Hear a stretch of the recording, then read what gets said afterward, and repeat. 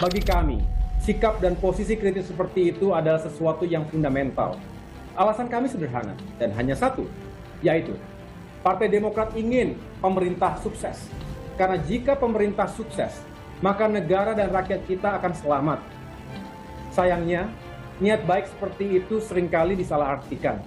Pandangan atau masukan kritis dianggap sebagai bentuk serangan atau gangguan untuk kepentingan politik tertentu. Lebih menyakitkan, jika setiap masukan dan pandangan yang berbeda dianggap sebagai bentuk perlawanan, dianggap tidak merah putih. Menurut kami, yang tidak merah putih adalah mereka yang hanya berdiam diri ketika tahu ada yang keliru di negeri ini. Atau mereka yang hanya berdiam diri menunggu pemimpinnya berbuat salah dan negaranya gagal. Gerakan moral ini diperlukan manakala perasaan dan kepentingan rakyat diciderai. Kalau kami mengetahui, ikut merasakan rakyat kita di seluruh tanah air, perasaannya, kepentingannya, aspirasinya tidak lagi didengar oleh penyelenggara negara, oleh pemerintah dan oleh pemimpin wajib hukumnya.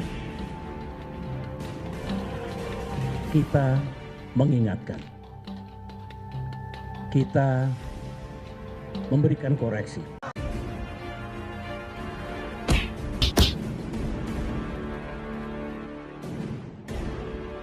Assalamualaikum warahmatullahi wabarakatuh. Om Swastiastu, Namo Buddhaya, salam kebajikan sahabat-sahabat dimanapun juga berada. Sepertinya Partai Demokrat ini tidak bisa lepas dari tuduhannya bahwa memang mereka-mereka yang ada di belakang Roy Panji CS. Susah juga sebenarnya karena hampir seluruh politisi-politisi Demokrat yang bicara semuanya memberi legitimasi terhadap pernyataan Beni Kaharman waktu dia bicara di DPR, sahabat. Jadi kelihatan bahwa Partai Demokrat ini seperti orang yang pura-pura malu, tapi sesungguhnya sangat menikmati semua kegaduhan yang mereka ciptakan sendiri. Jadi selama ini selalu tampil so suci, so netral, so tak terlibat. Tapi bukti dan sikap kader-kadernya justru membeberkan hal sebaliknya. Bisa dibayangkan setelah Syarif Hasan muncul beberapa waktu lalu di salah satu TV nasional, dan buat saya ini menjadi penoram pertama ya, bahwa Demokrat betul-betul luar biasa permainannya. Dan kini muncul lagi satu kader senior dari Partai Demokrat, namanya Didi Irwadi Samsudin. Kader senior dan ikut mengamini, bahkan ikut melegitimasi narasi ngawur Beni Kaharman soal ijazah palsu Pak Jokowi. Jadi betul-betul polanya sama, sahabat. Nadanya sama, gayanya sama, serangannya sama. Seperti sudah di briefing besar ya, sudah di briefing baik-baik. Betul-betul satu komando semua. Dan parahnya lagi, semuanya senada dengan narasi Roy Panji CS. Kelompok yang selama ini hidup dari mempelintir isu, menggoreng hoaks dan menyerang Pak Jokowi dengan segala cara. Termasuk isu yang menurut saya sudah basi, sudah ratusan kali terbantahkan. Karena itu hemat saya, ini bukan lagi kebetulan, sahabat. Ini bukan lagi kesesatan opini individu. Ini koordinasi politik. Dan arahnya jelas, merusak citra Jokowi dengan memanfaatkan hoaks ijazah palsu untuk kepentingan 2029. Ini kita dengar dulu pernyataannya dari Didi Irawadi. Benar, Mas Didi, salah satu yang manasinnya adalah dari partai Anda nih, karena berkaca kepada omongan dari Pak Beni pada saat rapat bersama dengan Kemendikbudrismen dan juga para guru yang sebenarnya mungkin tidak ada kaitannya kala itu. Jadi gini ya, ini saya bicara sebagai orang politik dan juga sebagai warga negara ya. Perkenankan, saya sebagai warga negara yang awalnya tidak tertarik dengan isu ijazah ini. Tetapi lama-lama karena terus berkembang nggak berhenti, saya akhirnya mengomentari dan tertarik juga. Dan kebetulan juga Bapak Wapres itu kan dari Institute Australia. Kebetulan saya lulusan sana. Kalau saya ditanya lebih banyak siap menjawab. Tapi balik dulu ke masalah ini. Kalau kita bicara soal 2029, saya kira terlalu jauh ya. Kecurigaan pihak lain soal ijazah ini mengkaitkan 2029 terlalu jauh. Karena publik hari ini melihat dulu para calon-calon ini, ada yang sekarang sudah duduk jadi wapres, ada para menteri, ada kepala daerah, melihat bagaimana kebijakan mereka, lalu melihat apa produk mereka, lalu karya mereka berapa tahun ke depan, hasilnya apa. Lebih melihat ke sana. Kalau ijazah kejauhan saya kira. Terlalu jauh. Jadi nggak ada kaitannya ini dengan peta politik Cawapres 2029? Kejauhan. Karena saya bilang tadi, publik melihat apa yang menjadi ide, gagasan, lalu hasil kerja nyata. Ini kan belum kelihatan dari para calon yang ada, baru sepintas ya.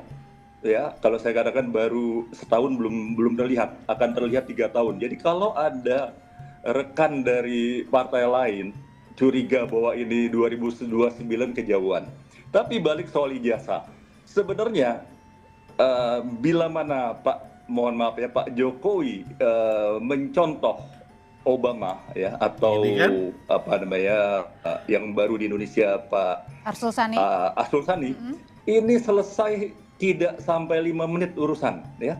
Barack Obama apa nggak lebih berat ya, dicecar habis-habisan oleh masyarakat Amerika, dan dia tunjukkan di publik, dia tunjukkan selesai persoalan. Dan di banyak negara juga terjadi, bukan hanya Barack Obama dan Arsul Sani ya. Pak Arsul Sani saya memberi hormat, dia tunjukkan itu dan selesai masalahnya. Mas Didi. Jadi menunjukkan memang tunjukkan ke publik selesai. Jadi begini, jangankan ijazah bagi pejabat publik atau mantan pejabat publik, jangankan ijazah, harta kekayaan saja harus publik berhak mengetahui. Mas Didi, publik berhak mengetahui, apalagi ijazah. Jadi maksudnya dalam... Saya kira ini sudah nyata ya, bahwa memang Demokrat ini seperti duri dalam daging pemerintahan hari ini. Sebab bagaimanapun juga, pemerintahan hari ini kan Prabowo Gibran dan ada AHY di sana sebagai menteri. Jadi seharusnya dengan tidak bisanya mereka menahan diri untuk menjadi kritikus, menjadikan ini sebagai panggung 2029, sebaiknya